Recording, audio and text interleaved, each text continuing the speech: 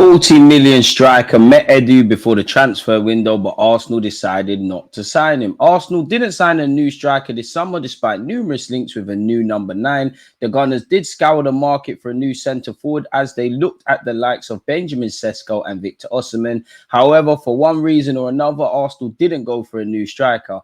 Ivan Toney was strongly linked with a move to Arsenal, and it's TBR's Football's understanding that a meeting did indeed take place between Toney and the Gunners back in the spring. So I wonder what tipped us to move away from this deal. Ivan Toney met with Arsenal. TBR Football can reveal that Ivan Toney saw a dream move to Arsenal fail to materialise after he spoke with the North London club. Sources have confirmed to TBR that Toney met with Arsenal and their sporting director Edu around Easter this year as the North London side assessed whether to pursue a deal. However, following those talks, Arsenal decided not to push ahead with a deal. Therefore, interest from other Premier League clubs failed to firm up again despite talks. We also understand that Chelsea, Spurs, which Postecoglou said such, Manchester United all showed an interest, but like with Arsenal, opted against the move. Why did they opt against it? Was his wages too much? Was it not deeming he's a tactical fit? Is it him as a person? What was it really and truly? Were clubs waiting to assess other striker options before going for Ivan Toney? Who knows? But no one in the Premier League took a punt, since we all know he's gone to Saudi Arabia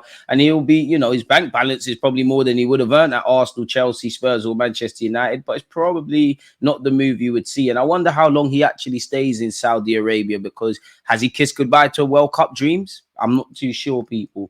Moving away from that, Arsenal considering big January bid for a striker as Edu eyes 67 million Serie A star.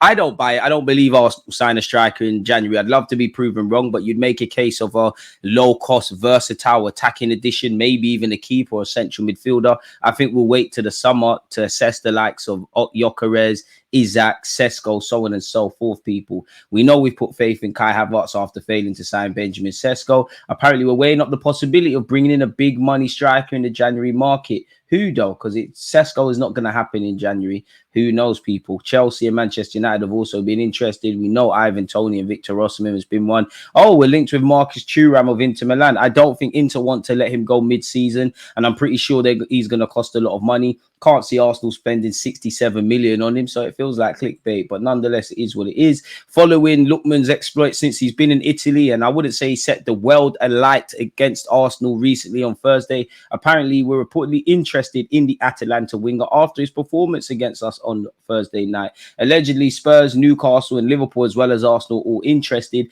and apparently all the other teams had scouts at the games. We've also been linked with Edison, as well as PSG and Manchester United have been linked with the Atalanta, Brazil, and obviously Atalanta midfielder.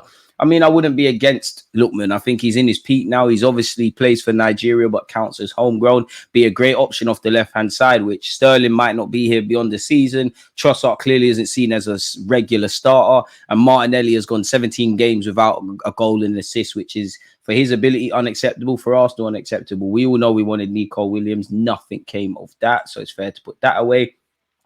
Keeping up the theme with goalies, we all know several goalkeeping targets, whether it be Dan Bentley or Garcia of Espanyol, didn't arrive at the club. The sporting director has confirmed that Arsenal bidded for Garcia, which we kind of knew. Clearly, it wasn't enough to tempt Espanyol into a sell.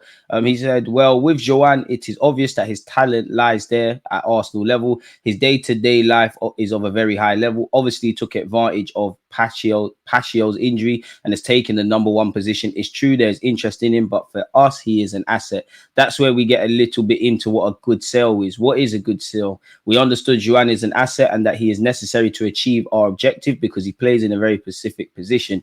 We could not weaken there. We could not. The interest in him will not stop. The time to sell Joan may be at another time. He hasn't said anything specific to Arsenal, but it makes sense in that regard.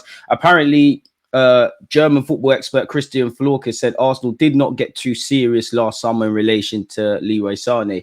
It was reported in England that there was interest in Sane from Newcastle and Arsenal. Was he the mystery German? I talked to the management at the club and apparently no one was asking directly for the player who has a year left on his deal. Apparently his wage demands are problematic. Arsenal and Newcastle are both linked with moves from the Premier League, but according to Fark, the type of wage he's earning at Bayern is liable to put these suitors off.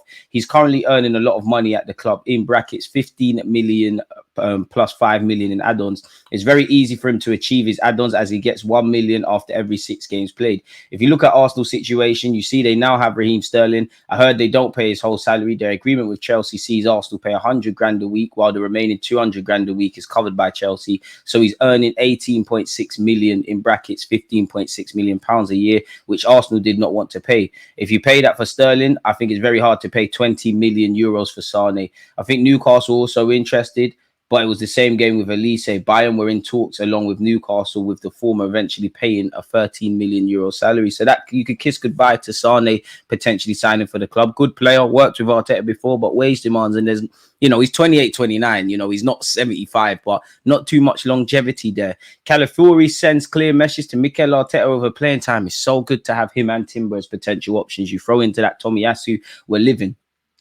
We believe we can win. Every game we have to win. That's our belief and our strength of feeling. We can do it. I know Man City pretty good. I don't need somebody telling me about City. We all know about them. But we don't need to speak about them because we have to focus on ourselves. We can beat them if we do our things well. We have a good spirit, a really good team. And from now, we should think about Sunday because that's going to be really tough as well. Fair enough, people. And then he said the competition is good because it pushes everyone in training in the game as well.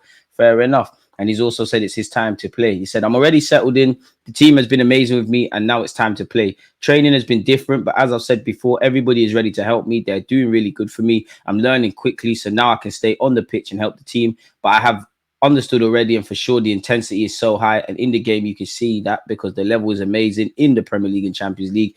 But when you play at the highest level, every game is tough. You don't have so much time to think about it. Fair play.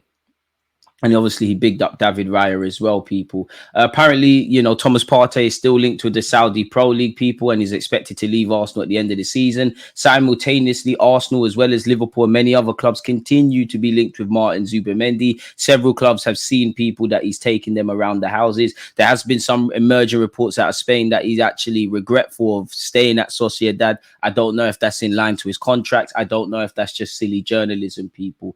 Who knows? Apparently, Juventus were also interested in Thomas Partey, but Locatelli, who ironically was once of interest to Arsenal, his form has made them call their interest. We'll have to see. Apparently, redevelopment plans are set for the Emirates. The key thing for Arsenal is the Emirates Stadium. They've paid down the majority of the debt, has been paid down. The commercial revenue has been going back into paying that debt off. Arsenal are very lucky they managed to build the stadium at a time when the debt rates were good. It's proven to be a good decision. Now they've got room and leeway, and the squad and championship are what is sitting in the Kroenke's mind now more than ever. It's clear he's giving the backing to Arteta, and they're showing signs of success on the pitch, but they need to keep an eye on the age of the Emirates Stadium already. They need to make sure it's refreshed and revenue streams keep going. The beauty of being a London club is that you can get ridiculous prices for your hospitality because the market is there. I mean, have you tried to go to the Emirates? You can see it's a lot of money. Declan Rice has also bigged up Martinelli, but I don't have the comments, people. He also bigged up David Raya, who's probably our player of the season so far, give or take, with Calafiori, Timber, Saka, and Kai Havertz, as well as Saliba and, of late, Gabriel. We're delighted with another clean sheet. The centre halves, I can't speak highly enough of them. The keeper has gone to a next level. Unbelievable. They live the game in the right way. They love defending. When you've got three in a little triangle like that who want it as much as they do, it's really good. He's so level-headed. He hasn't changed one bit. Even when Ramsdale came out the team and he went in, he didn't change how he was. There was massive pressure. He was our number one last season. Obviously, now he's fully number one. There's no questions around that now. He's really focused. That's 3 games now this season where he's made crucial saves. He's done everything right. He's living away from football the right way, and he's showing that on the pitch. Fair enough. And I hear that. Big up David Raya in that regards, people. So it makes sense in that regards. Apparently, a lot of clubs are monitoring the progress of Stuchen. I can't say his name, of PSV. PSV are demanding 30 to 35 million for the Dutch midfielder, who is also wanted by Prem teams. We need a midfielder. I wonder if his hat's in the ring. PSG are keen on signing Isaac. Apparently, he's valued at 85 million. We need to be saving our pocket money and come the summer trying to buy that. Now, you would have seen at the time of making this vid, Chelsea beat West Ham. Mudryk got no minutes. He's eager to leave the club in search of regular football. You'd imagine he'd go on loan first, but because we love to bargain hunt at Chelsea and we did try to sign Mudryk, I wonder if that's something we revisit either in January or next summer, people. Who knows? But in relation to everything we discussed here, let me know your thoughts. Don't forget to drop a like button and subscribe, people. As you can see in the graphic below, it's the road to 70K. On that note, peace.